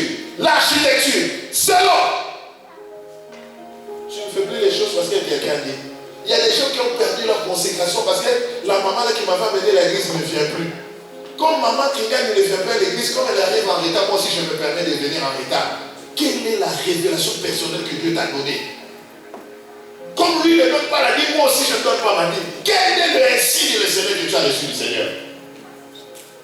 Tu bâtiras selon le modèle qui t'a été montré. Ne copie pas les autres. Selon le ministère pour Dieu. Le ministère avec Dieu, mais le ministère selon Dieu est plus important. Est-ce qu'on peut acclamer le Seigneur?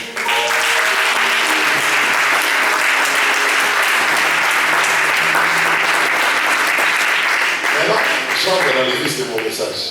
Le vif de mon message, la consécration à Dieu malgré la distraction. Ok? Quels sont les types de distractions?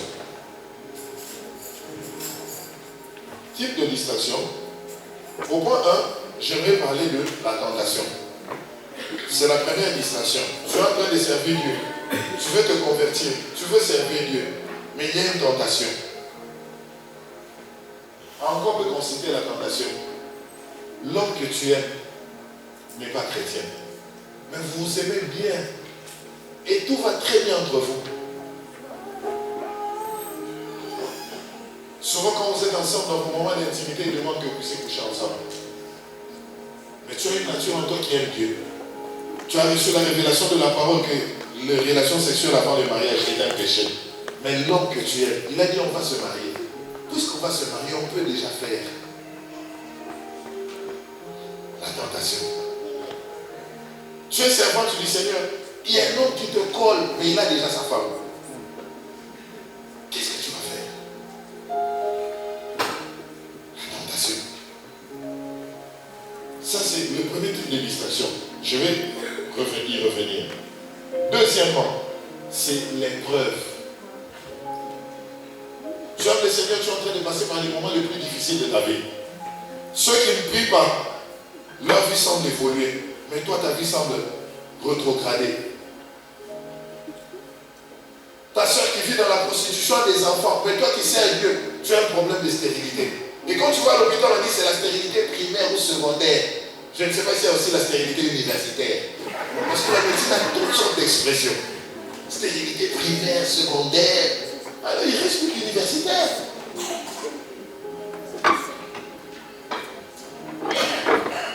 Alléluia. Troisièmement, comme les deux premiers points, je vais développer, je crois, pour raison de temps, je vais développer les deux points. Troisièmement, c'est la confrontation ou les conspirations. Demain, nous allons développer les 10 piliers de la consécration. Un enseignement très important, les 10 piliers de la consécration. Au point 3, maintenant je suis en train de parler des confrontations ou la conspiration.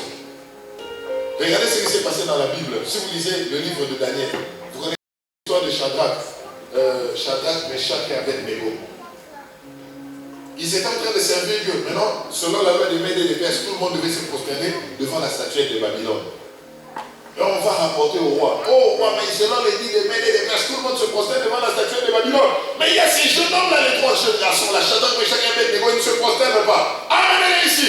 Ils sont allés devant le roi. Mais on m'a dit que vous ne vous prosternez pas devant la statuette de Babylone. Il a dit, oh roi, ne termine même pas la phrase. Si c'est une question que nous puissions vous prosterner, c'est inutile. S'il faut nous envoyer dans le feu, envoyez-nous déjà. Conspiration. Tu sais Dieu. Mais il y aura des conspirations dans la famille. Et moi qui vous parle, il y avait eu plusieurs réunions dans la famille.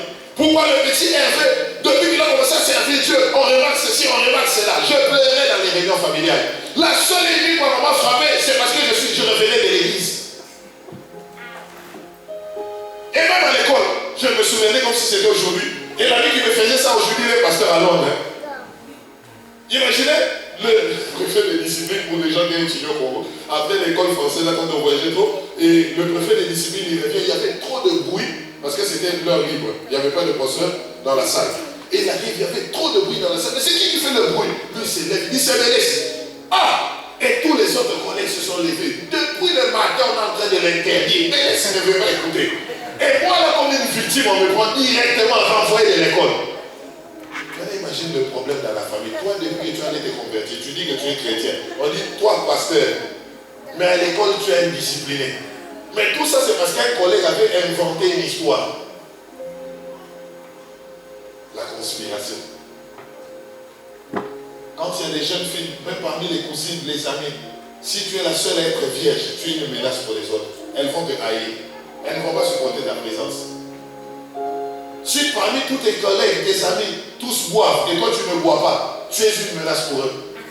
Quand eux ils ont l'habitude de retourner tard du travail, toi tu rentres tôt pour passer du temps avec ta femme et tes enfants, tu es une menace pour les autres. Conspiration. C'était le problème de Shadrach, de Meshach et d'Abednego. C'est une attaque à la consécration. Nous n'aurons pas le temps d'en parler. Nous passons. Point 4. La quatrième distraction, c'est quoi? Au point 4. C'est ce que je peux appeler comme étant la frustration. Pression de la vie. L'épreuve, c'est le mouvement de l'ennemi pour attirer ton attention et ta concentration en Dieu et la placer sur les diverses pressions de la vie. Cela veut dire que l'ennemi te rend plus conscient de ton problème. Tu aimes Dieu, mais jusqu'à aujourd'hui, tu ne te maries pas. Hein? Tu aimes Dieu, tu viens à l'église, vous avez chanté, séminaire, c'était beau. Alléluia, alléluia. Quand tu rentres à la maison, tu vis chez cet oncle-là, qui est un païen, il a fermé son visage. Il commence à te gronder, il commence à te rappeler l'histoire de ton père, l'histoire de ta mère. Il commence à te rappeler comment tes parents sont incapables de te supporter. C'est lui qui t'a donné le privilège en t'élevant ici en Europe. Et Job était en train de passer par une épreuve. Même quand il voulait servir Dieu, il avait la lèpre. Et pour tous ceux qui savent que la lèpre, c'est une infirmité qui ronge la chair. Ça veut dire quand tu voulais lever la main comme ça, tu veux étendre ta main, tu as la douleur. Aïe! Ah! Jésus, je t'aime. Oh, tu es conscient de ta douleur. Que dans ton âge avancé, jusque-là, tu n'as pas de femme, tu n'as pas de mari, tu n'as pas d'enfant. Tu ne travailles toujours pas. Tu souffres même tout en étant en Europe. Les gens te voient bien habillé, mais toi-même, tu sais que tu n'es pas joyeux. Toi-même, tu sais que tu n'as pas la paix. Ça, c'est une attaque à la consécration. Jusqu'aujourd'hui, l'emploi ne vient pas. 2C. L'épreuve, c'est encore quoi? C'est faire que les gens commencent à goûter de ta foi en Dieu et de ton intégrité dans la vie. C'est faire en sorte que les gens commencent à goûter de ta foi en Dieu et de ton intégrité dans la vie. Mais lui aussi, vraiment. Ah, si vraiment c'est un serviteur de Dieu, comment est-ce qu'il peut vivre dans une pauvreté exagérée comme ça? Toi qui es un enfant de Dieu en Europe, non, je ne crois pas. En Europe, tu n'as pas de voiture. En Europe, tu ne travailles pas, c'est impossible. En Europe, tu ne te maries pas. En Europe, toutes ces années depuis que tu es allé en Europe, regarde la maman interne, son enfant construit une maison au pays. Le frère interne, son enfant a déjà fait ceci, mais toi tu n'as rien. C'est ce qui s'était passé dans la vie de Job. Tous les amis de Job avaient une ordonnance en ce qui concernait la vie de Job. Ah, s'il est comme ça, je crois, il doit avoir des problèmes spirituels. S'il est comme ça, il doit avoir des liens dans leur famille. Ça, ce sont des démons de poursuite et de contrôle. D'autres disent non, ça, ce sont des réclamations des familles. Ça, ce sont des condamnations. Tout le monde avait une ordonnance sur la vie de Job. Alléluia. C'est quoi j'aimerais te dire. Ne t'importe pas trop sur ce que les hommes disent de toi. Ce qui doit te préoccuper, c'est ce que Dieu dit de toi. Vous allez lire dans Job 34, 7 à 9. Vous allez lire dans vos maisons. Maintenant, 2D, c'est encore quoi l'épreuve? Parce que je termine déjà. L'épreuve vise à organiser des situations qui nous placent sous pression pour enlever notre confiance en Dieu et même chercher des alternatives. L'épreuve vise à organiser les situations qui nous placent sous pression pour enlever notre confiance en Dieu et même chercher des alternatives. La femme de Job était déjà fatiguée de son problème. Elle a dit, avec ça, c'est comme si je vivais avec une épave. La femme de Job a dit, vivre avec un mari pareil. Tu as un problème d'impuissance. Tu n'arrives pas à me satisfaire. Tu ne me donnes rien. Tu ne fais rien. Moi, je dois continuer à supporter ta maladie. Elle a dit, monsieur, maudit Dieu et meurs. En d'autres termes, je n'ai plus besoin de toi. Maudit Dieu et meurs. Pour qu'on dise pas que c'est moi ta femme qui t'ai tué. Tue-toi toi-même. Tu cherches une alternative. Parce que je veux me suicider. Je veux me faire du mal. Je vais disparaître. Je vais changer de ville. Je vais voir peut-être ça ailleurs si ça va tenir. L'homme que tu aimais tant t'a abandonné avec les enfants. La femme sur qui tu rêvais t'a laissé pour épouser un homme plus riche. C'est ça l'épreuve de la vie. 2E. L'épreuve organise des situations où Dieu paraît silencieux. Ce sont des situations organisées où Dieu paraît silencieux. Tu peux venir à l'église, on prophétise sur tout le monde sauf toi. On parle sur tout le monde sauf toi. Et si vous lisez bien dans vos Bibles, de Job 1 à Job 38, l'Éternel est demeuré silencieux dans la vie de Job. Dieu n'a pas parlé, aucune vision, aucune révélation, aucune prophétie. Il a loué Dieu, il a adoré Dieu, il a intercédé. Dieu n'avait pas parlé. Des situations organisées où le Seigneur est devenu silencieux dans ta vie. J'aimerais dire à quelqu'un aujourd'hui que le silence de Dieu n'est pas synonyme de son absence. Alléluia.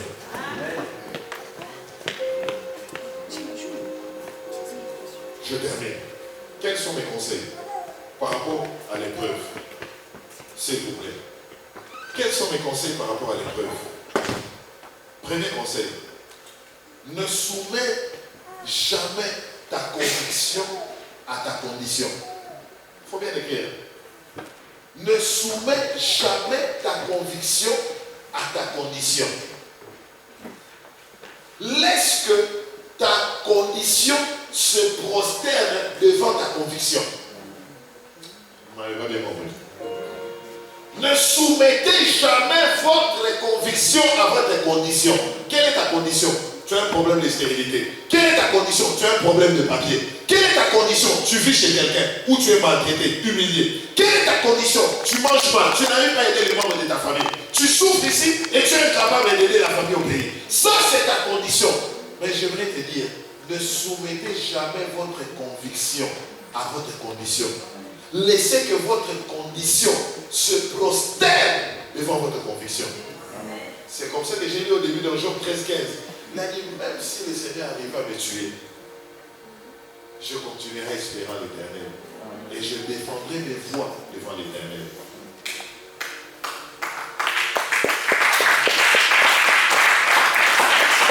Je te donne raison d'accueillir. Je te donne raison. Tu fais bien d'acclamer le Seigneur. J'ai dit, tu fais bien d'acclamer le Seigneur.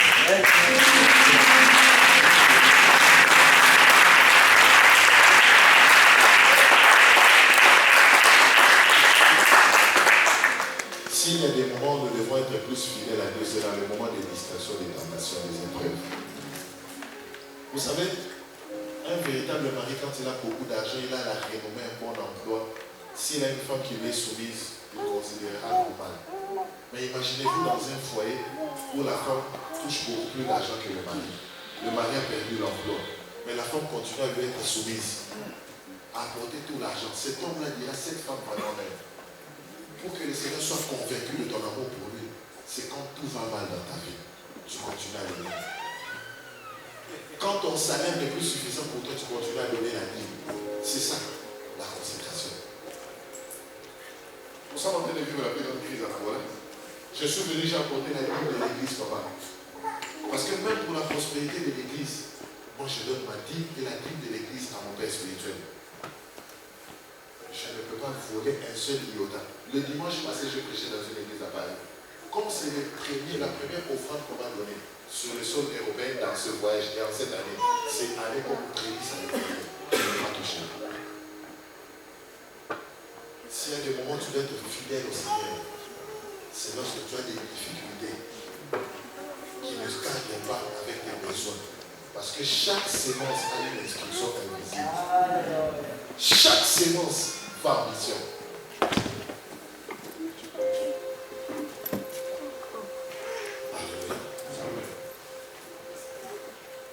Quand un enfant est dans le noir, tu dis à l'enfant, où est papa? L'enfant posait la question à son père, c'est quoi la foi, papa? Le papa était à la lampe. Il a dit, je suis avec toi, d'accord? Oui, papa. Il dit, saute sur moi. L'enfant a sauté et son père l'a embrassé. Il a dit, est-ce que tu me voyais quand tu avais sauté? Il dit, non. Mais comment tu es? Je savais que tu étais là, c'est ça la foi. Même quand je ne vois rien, quand je ne sens rien, mais je sais que papa est là. Amen. Je sais que Dieu m'a envoyé ici sur le sol de sa mère. Je sais qu'il est avec moi. Et dans cette nuit, il est capable de dire, la grâce de l'Éternel est sur moi parce que j'ai la lettre du roi. Comme j'ai la lettre, la grâce est là.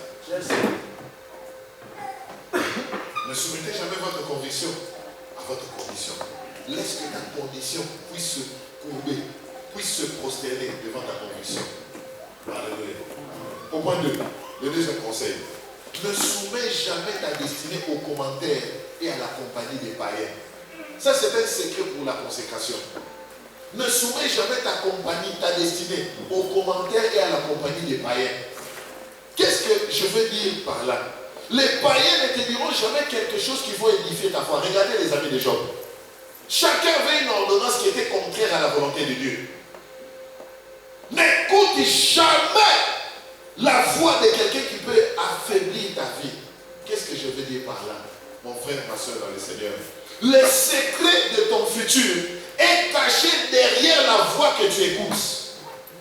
Le secret de ton futur est caché derrière la voix que tu écoutes. Ève a écouté la voix du serpent. Où est-ce qu'elle est arrivée? Ton futur est entre les mains de celui que tu écoutes. Je vais le dire d'une autre manière. Celui qui t'accompagne détermine ceux qui t'accompagnent. Celui qui t'accompagne détermine ceux qui t'accompagnent. Si tu es accompagné par un aventurier, sache que les aventures vont t'accompagner. Si tu es accompagné d'un impuni, sache que l'impudicité va t'accompagner.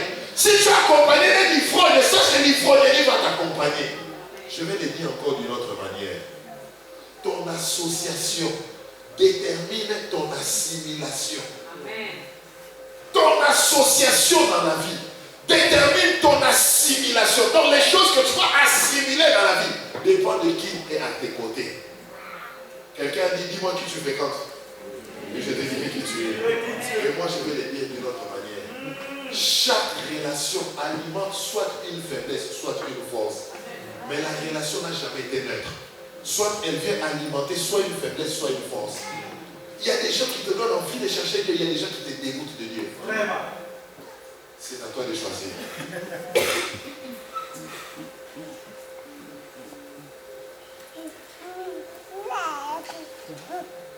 1 Corinthiens 15, quand la Bible déclare les mauvaises compagnies corrompent les bonnes mœurs. Dans une autre version, il dit les mauvaises conversations corrompent les bonnes vertus. Une mauvaise conversation. Je vais le dire d'une autre manière. Celui qui ne va pas dans ta direction ne mérite pas ton association. Celui qui ne va pas dans ta direction ne mérite pas ton association. Quand je me suis converti, j'ai cessé de fréquenter à l'école ces enfants-là. J'ai commencé à m'associer même aux garçons de petite culture qui étaient chrétiens. Parce que je sais qu'avec eux, nous allons vivre dans l'éternité.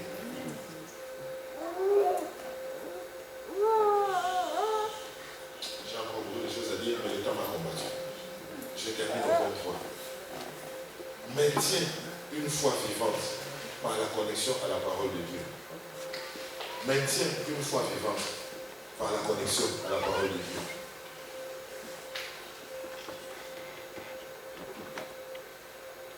Dans Job 6, 25, Job avait dit, je continuerai à espérer au Seigneur jusqu'à ce que mon salut vienne. Il a dit, mes oreilles avaient entendu parler de toi. Et maintenant mes yeux t'ont vu. Parce qu'il était connecté à la parole certaine. Certes. Sois connecté à la véritable parole. Notre papa Oyedepo dit ceci. Tu n'es pas victime d'un problème spécial, mais tu es victime d'une ignorance spéciale. C'est ce que tu ne sais pas qui te tue dans la vie. C'est ton problème là. Dieu a dit quelque chose à propos de cela dans sa parole. Tu n'es pas victime d'un problème spécial.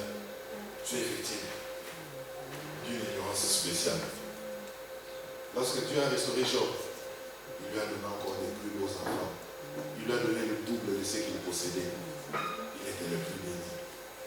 J'aimerais dire en un seul qui passe par la tentation qu'il a une vie et un futur et après ton épreuve. Si ton intervention drastique avait fait parler les gens, cela veut dire aussi ton épreuve avait fait parler les gens, alors ton intervention drastique aussi fera parler les gens.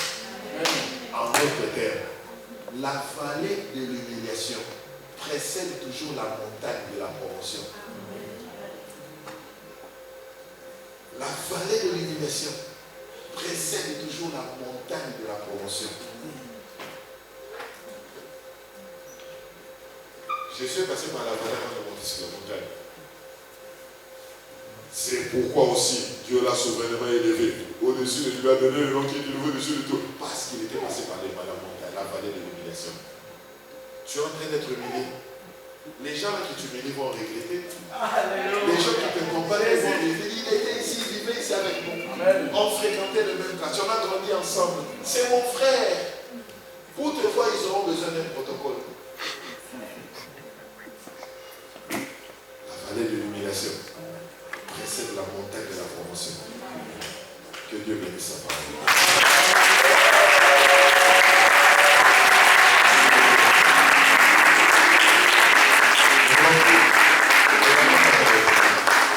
Regardez-moi frère. 2 Chroniques 16 au verset 9. La Bible dit ceci. L'Éternel promène ses regards sur toute la terre pour soutenir ceux dont les cœurs sont tout entiers à lui. Regardez-moi bien. On dit que le Seigneur promène ses regards. Moi maintenant je vais actualiser cela, contextualiser. Il dit le Seigneur est en train de promener ses regards sur la ville de Metz. Mais il ne va bénir, il ne va restaurer que ceux dont les cœurs sont tout entiers à lui. En d'autres termes, l'Éternel est en train de promener ses regards sur la ville de Metz. Mais le Seigneur ne va bénir, élever, restaurer que les chrétiens consacrés de Metz. Dieu aimerait élever et consacrer. J'ai fouillé dans ma Bible. Dans le livre de la Genèse, Abraham était le plus consacré de sa génération. Et il était le plus béni de sa génération. Qui est d'accord avec moi? Imagine quand même. Isaac, il était le plus consacré de sa génération. Au point où le roi est en train de dire, maman, Marie, le roi a dit ceci. Dans Genèse 26 au verset 16, le roi lui dit, va-t'en d'ici, car toi tu es plus puissant que nous. Un seul individu qui est devenu plus puissant que toute une nation. Un individu. Le plus consacré était le plus béni de sa génération. Il lui dit, va-t'en d'ici, car tu es plus puissant que nous. On ne veut plus de toi ici. Plus puissant financièrement que tous les autres. Jacob était le plus consacré de son époque. Un homme d'autel, un homme fidèle au Dieu. Il était la personne la plus bénie. Joseph le plus consacré, il était la personne la plus bénie. Job 1, 1 à 3, on dit qu'il était un homme intègre, juste et pieux, craignant Dieu. Et il était le plus riche de sa génération. Cela veut dire l'intégrité peut être combinée à la prospérité. La première personne à avoir totalisé $1 milliard sur son compte bancaire, ça n'a jamais été un païen. Je parle d'un certain John D. Rockefeller. Le premier milliardaire de l'histoire de l'humanité, c'était un chrétien. Mais pourquoi aujourd'hui les chrétiens sont pauvres? Pourquoi aujourd'hui les chrétiens sont malheureux? Il y a un problème de consécration.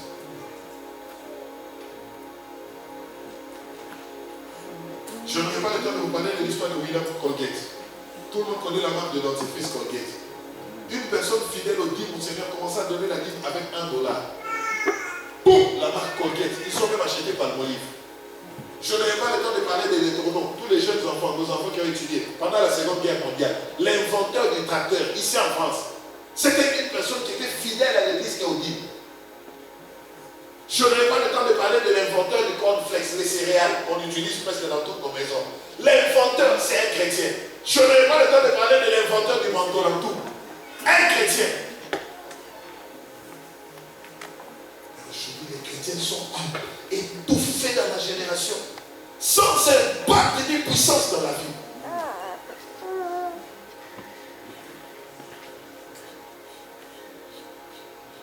J'aimerais vous accueillir dans un prophète d'univers de consécration où on ne blague plus avec Dieu. Un mari ne peut pas dire chérie, je t'aime, mais mon argent ne touche pas. Ça, c'est un faux amour. Il y a des chrétiens qui disent Dieu, si je t'aime, mais les dîmes, non. Offrande, non. Après avoir tout dépensé, il vient donner les monnaies de 2 €, 1 € à l'église. Ce que tu ne peux pas donner à ton enfant biologique, tu amènes dans la maison du Seigneur. Tu dis, Seigneur, mais quand on Seigneur. L'église de l'Europe, nous on a fait donner entre guillemets plus pauvres que vous. Mais comment est-ce que nos fidèles sont plus fidèles dans les dîmes et les offrandes que vous? Je le dis à votre honte, vous n'avez pas honte. Comment vous ici, tout le monde touche les salaires? Vos églises ont des problèmes pour payer les garanties, payer le loyer. La maison de Dieu. Mais dans le psaume 132, 1 à 5, le psalmiste a dit, je ne donnerai pas le sommeil à mes yeux, jusqu'à ce que j'ai construit une maison pour l'Éternel. Je ne vais pas dormir. Dieu ne te prendra jamais au sérieux si quand tu ne prends pas au sérieux.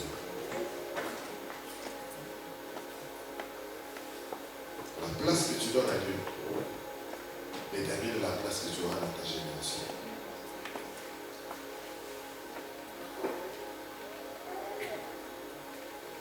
Si toutes ces personnes dans la famille Rockefeller, le 45e vice-président, Joël, quand tu es sur Internet, tu verras, vice-président américain, c'est le fils de Rockefeller. Tous nos enfants internautes peuvent vérifier sur le champ de l'évolution. Toutes les personnes ont déjà entendu parler d'un certain Sam Walton. Sam Walton, le propriétaire de Walmart. Il est impossible, surtout en Chine, en Amérique, de ne pas entendre parler de Walmart. Ici en Europe, c'est un peu comme ça, comme ça. Le Walmart, le propriétaire, c'est un chrétien fidèle à la maison du Seigneur. Il a appris à ses enfants à servir Dieu avec leur offrande. Et dans la liste des milliardaires, sur les 15 premiers milliardaires, il y en a 4 qui font partie d'une seule et même famille. Ce sont des chrétiens, pas des païens. Walmart aujourd'hui, ce n'est plus seulement un supermarché grand, gigantesque comme vous connaissez, hypermarché. Walmart, c'est devenu toute une firme avec des œuvres de charité et tout le reste. Mais les propriétaires, ce sont des chrétiens, des serviteurs de Dieu. Pourquoi nos familles sont pauvres? Les chrétiens sont médiocres, ils sont au niveau de voler à Dieu. Ils viennent en retard à la maison de Dieu. Hein, pasteur? Ils viennent rarement dans l'église. Les païens, quand ils vont faire un pacte dans la franc-maçonnerie, quand ils vont faire un pacte chez un féticheur, si le féticheur lui dit tu viens aujourd'hui à minuit, à 23h59 il est déjà là. Il obéit à l'instruction. Mais nous, quand un chrétien se convertit, on te dit viens, le culte commence à 16h30, tu viens à 18h. Et tu réclames le culte est terminé en retard. Donc vous n'obéissez pas à l'instruction de l'homme de Dieu. Et vous voulez que le Seigneur vous bénisse. Chrétiens de l'Europe, les voleurs des dimorphores. Parce que vous mangez les dîmes. Celui qui mange de l'herbe est herbivore. Celui qui mange la chair est carnivore. Et comme vous volez les dîmes, vous êtes des dimorphores.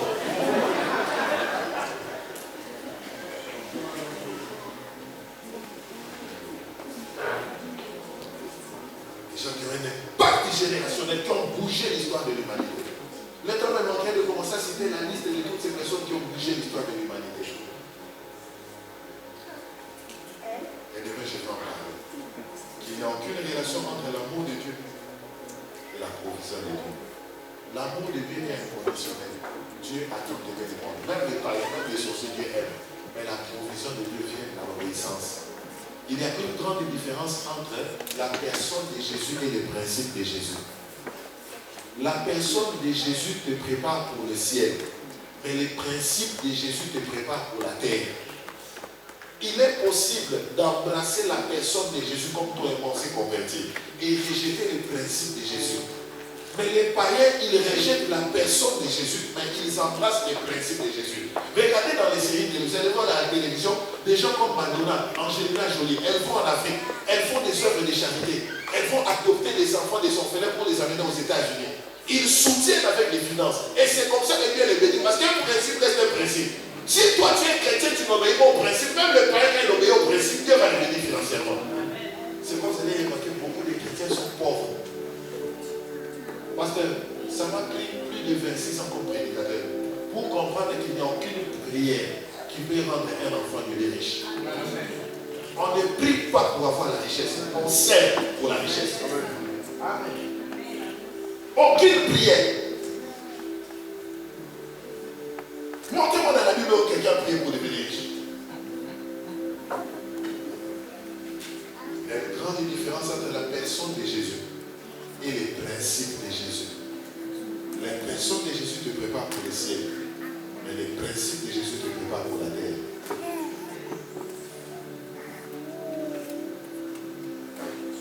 J'aimerais aujourd'hui que nous sommes priés pour la consécration. Quel est le domaine de ta vie où tu sais que ça, c'est un domaine réservé, que tu as caché au Seigneur? Il y en a d'autres qui ont tout donné à Jésus sauf leur temps. Il y en a d'autres qui ont tout donné à Jésus sauf leur don. Tu chantes bien, ma soeur, mais personne à l'église ne sait que tu chantes. Tu as un bon talent. Tu peux édifier les gens par ton talent. Personne ne sait. Tu peux bien jouer un instrument musical, mais tu ne le fais pas. Ton énergie, ta force, tes biens matériels. Il y a des gens qui ont tout donné au Seigneur, mais le domaine financier matériel, là non. Donc, pasteur, tu peux même crier, on a un problème de l'État. Même si le prédicateur transpirait. Et moi, j'étais en train de me demander, quand un jeune garçon commence à faire la conquête à une femme, est-ce que ton propre père biologique va te dire, achète du parfum pour elle, fais-lui un cadeau le jour de la Saint-Valentin? Aucun. C'est l'élan de l'amour. Pourquoi dans nos églises, on doit toujours manipuler les gens, stimuler les gens à offrir au Seigneur? C'est une carence de l'amour. Si on aimait Dieu, l'élan va être naturel. Soutenir l'œuvre de Dieu, les serviteurs de Dieu, soutenir les missionnaires. Il y a une carence dans l'amour. Et vous allez remarquer toutes ces personnes qui ont la difficulté à offrir au Seigneur. Ils ont la facilité à dépenser dans des boîtes, au milieu des amis, dans des boissons et tout ça.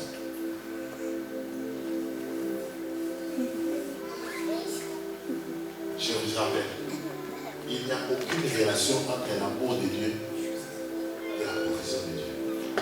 L'amour est inconditionnel, mais la provision viendra par l'obéissance. Vous savez, mon frère, pour terminer, dis-lui, Dieu ne te prendra jamais au sérieux. Si si toi tu ne lui prends pas au sérieux. Maintenant, crie sur son oreille. Dis-lui, même le diable ne te prendra pas au sérieux. Si toi tu ne prends pas Dieu au sérieux. Maintenant, tourne vers une autre personne. Dis à cette personne-là, ton hôtel, dis-lui, ton hôtel de mémoire sera toujours vide sans la consécration. C'est moi qui suis en train de dire. On est en train de parler de l'hôtel. L'ange du Seigneur est venu vers Corneille. Il lui a dit, tes prières et tes aumônes sont montées vers Dieu. Pas seulement la prière, tes prières et tes aumônes.